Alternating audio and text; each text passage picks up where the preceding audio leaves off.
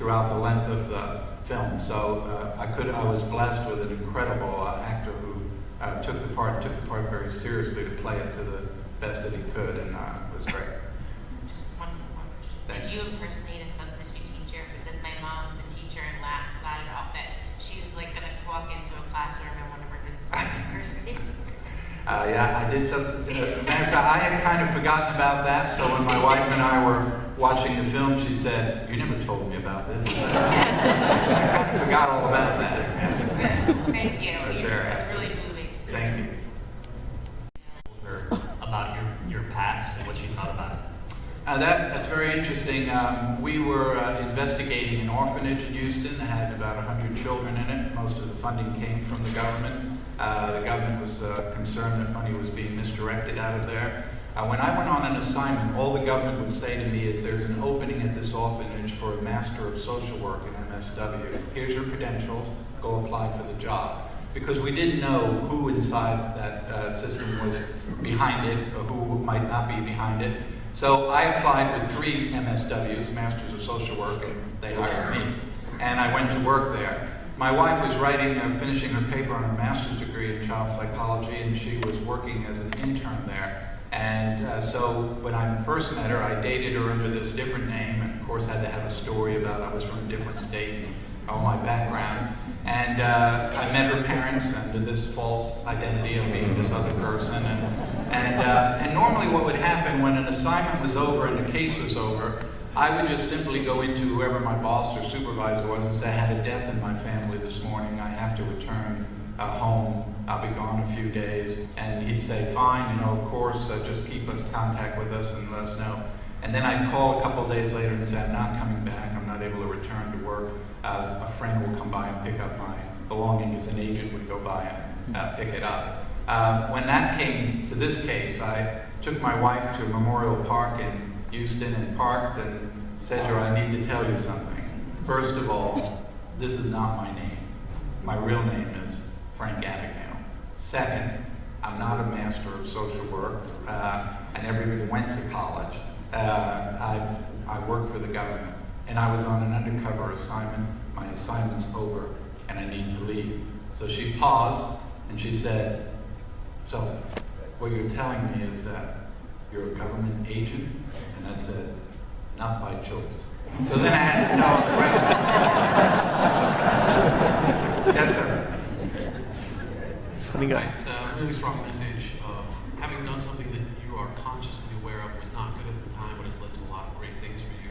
Do you ever think back, would you do it all again the same exact way? Absolutely. Now, I was asked that question this morning. I did an interview at lunchtime with Ali Vesci from CNN, who I've been on with him a few times before about financial things, but he asked me, would I do that over again? And the honest to God truth is no.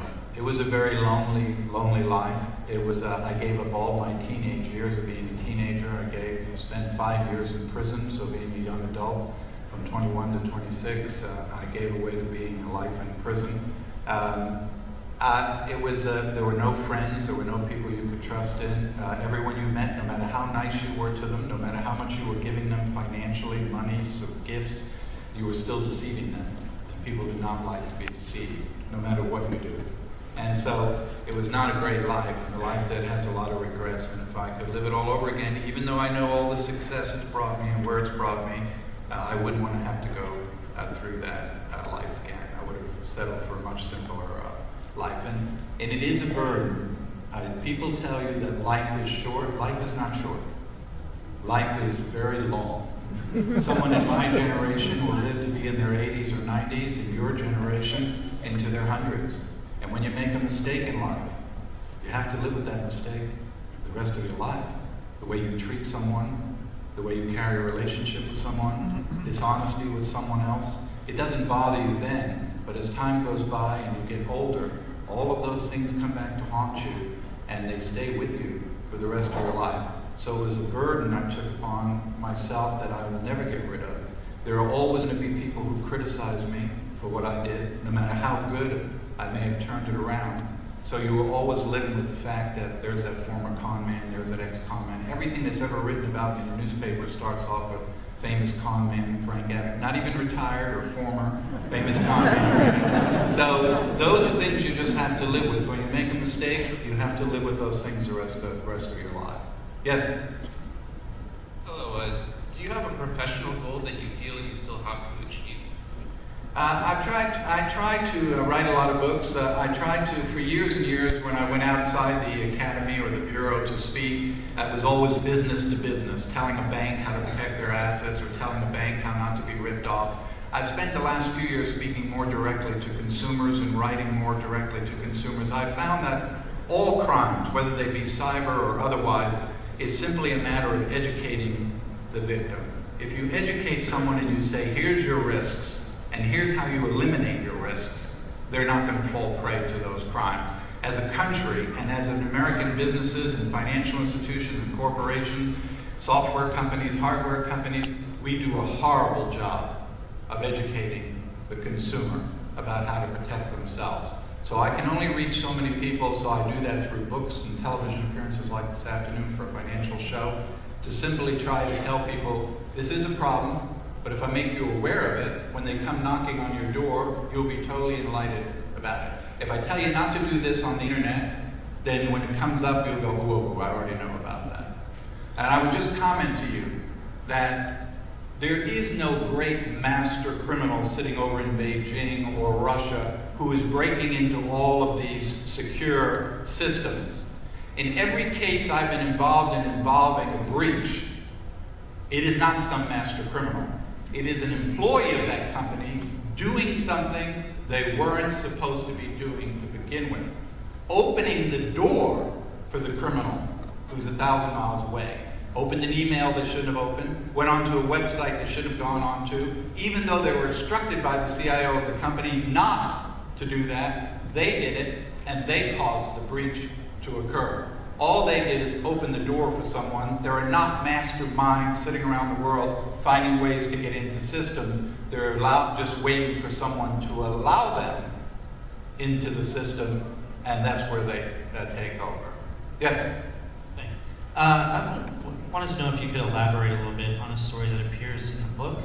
I think the story is that you're at a hot dog cart in New York City, waiting to buy a hot dog, and a cop who recognizes your face from a photo or some sort of, APB report says, "Hey, Frank," and you, like a great criminal, you turn around instinctively, and he knows that he has this man and arrests you. Is that? Yeah, as you know, I escaped. I was convicted of the escape, given 3 years onto my sentence for escaping from federal custody.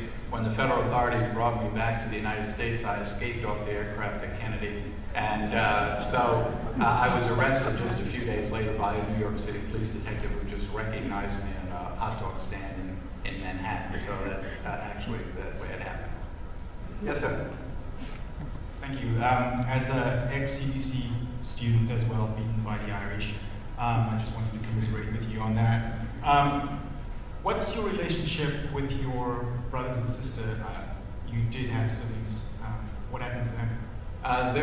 It's a great relationship. My youngest brother unfortunately died just a couple of years ago from a liver ailment. He was just 55 years old. I have a sister who's 65. She lives in southern New Jersey, and she just retired after 30 years as a nurse in a hospital. And I have an older brother who is a little older than me. He's about 67, and he lives up in Chester, New York, and he's retired. He was the director of a Catholic school up in New York. And I speak to them. My mother is still living. My mother is 86 years old. She lives up in Larchmont, New York. I speak to her on the phone all the time, and New York is part of my territory, so I get to go to the city quite a lot, and I get to see her quite often. Any other questions? Yeah. In the movie, you are said to have bought some James Bond suits and a vehicle as well. Did that ever happen? And out of all the travels that you endured that were based inside the film, are there any stories or anything, one trip or thing that you did that stands out above any of them? No, I think the whole James Bond thing was just because I like nice clothes and I like nice cars, and Steven Spielberg picked up on that. But there was no Austin Martin and there was no James Bond thing. That was just his way of entering into the story. That I like him. and cars and clothes and things like that. I don't know. I think all the stories that have been told about